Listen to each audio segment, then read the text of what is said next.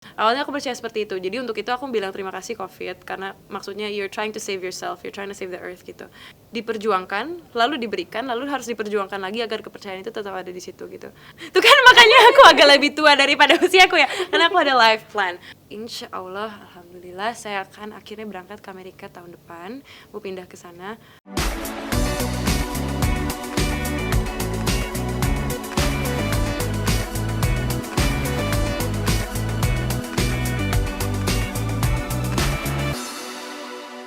Tentang perspektif. Itu kok kayak dibaca tarot, kayak serius banget ngambilnya. Oke, tentang perspektif.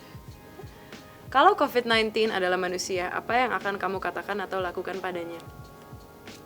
Pada awalnya COVID melanda dunia kita, aku tuh percaya bahwa ini adalah seleksi alam, atau hukuman terhadap kami manusia yang terus merusak bumi. By the way, aku juga environmental activist, jadi aku sering ngomongin environment.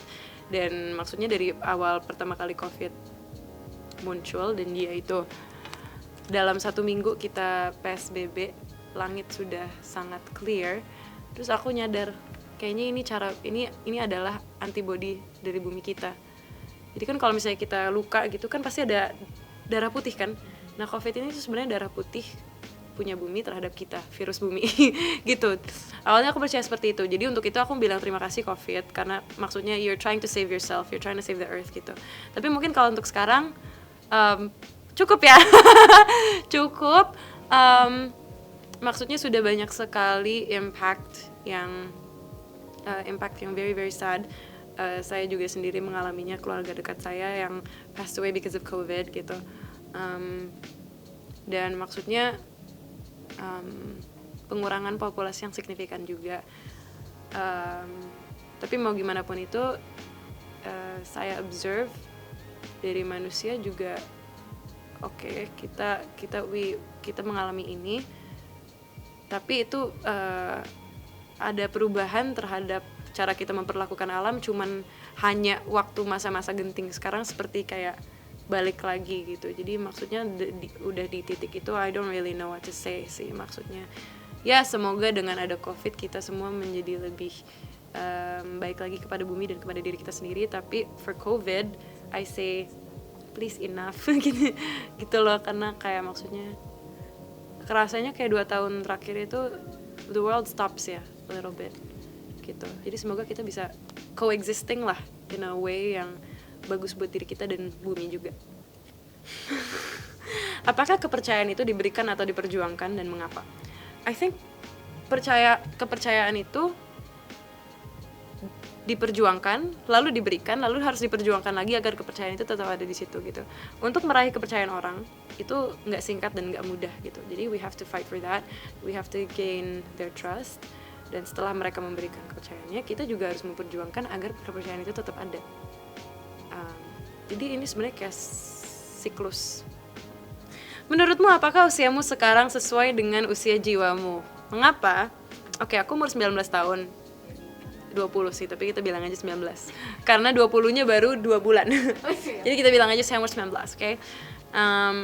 Dan mentalku, I think it's because aku sudah terekspos kepada dunia pekerjaan dari umur 14 tahun, dari modeling gitu.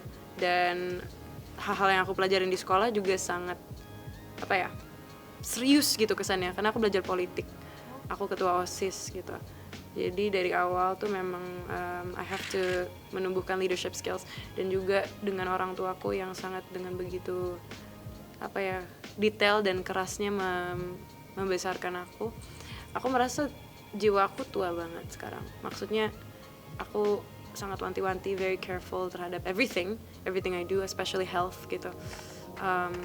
Lalu kalau anak-anak seumuran aku tuh sekarang tuh umur 20, having fun, lagi kuliah, partying, living life like there's no tomorrow, YOLO gitu. Sementara aku have to worry about work, I have to worry about what I do and how it impacts people. Aku juga aktivisme gitu loh, maksudnya kayak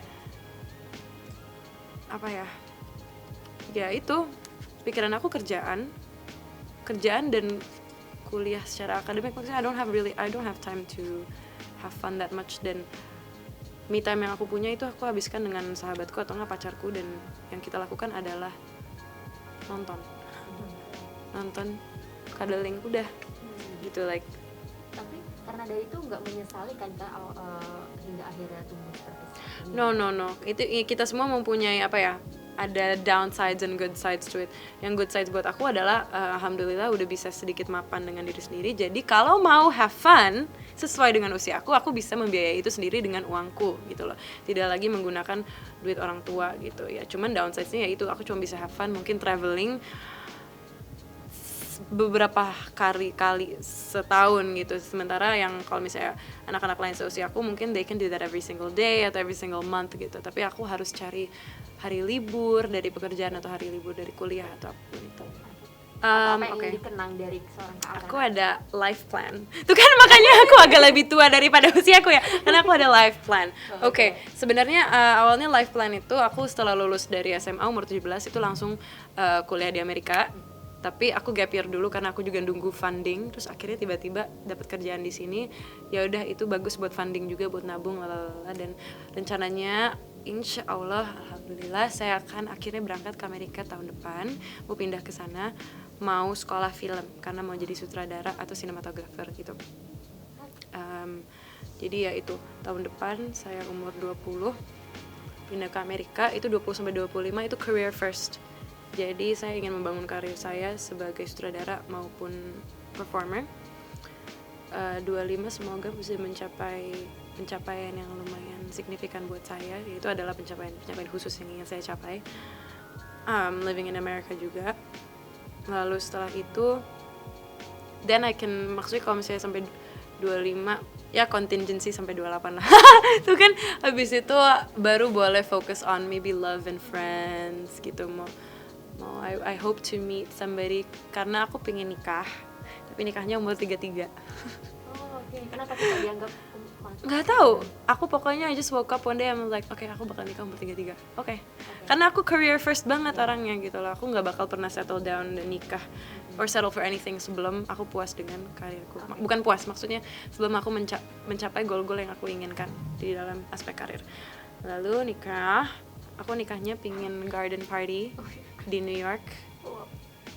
Pengennya nikahnya sama orang Indonesia sih, tapi karena selera aku orang Indonesia. Terus nanti mau tinggal di rumah.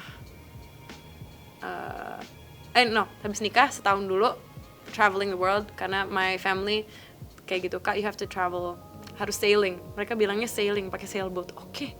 Bertahun-tahun kali ya saya di laut gitu. Sailing. Habis itu sebelum punya anak punya anjing dulu 2 pug atau nggak Rottweiler, suka anjing gede. Terus pengen ya rumahnya di New York studio apartment atau nggak di California somewhere. Tapi pengen punya rumah juga di Italy. I love Italy karena itu kayak gabungan perairan dan kota dan kayak Tuscany village gitu. Aku suka banget Italy. Gitu deh, itulah life plan saya. That's it everybody, terima kasih sudah nonton video ini yang semoga ada ya mutunya buat kalian. Terima kasih sudah nonton aku mengoceh. Dan jangan lupa nonton film saya Uni mulai 9 Desember di bioskop kesayangan Anda. Bye-bye. Terima kasih sudah menonton video ini. Jangan lupa subscribe dan aktifkan lonceng notifikasi supaya kamu nggak ketinggalan video terbaru dari Grit.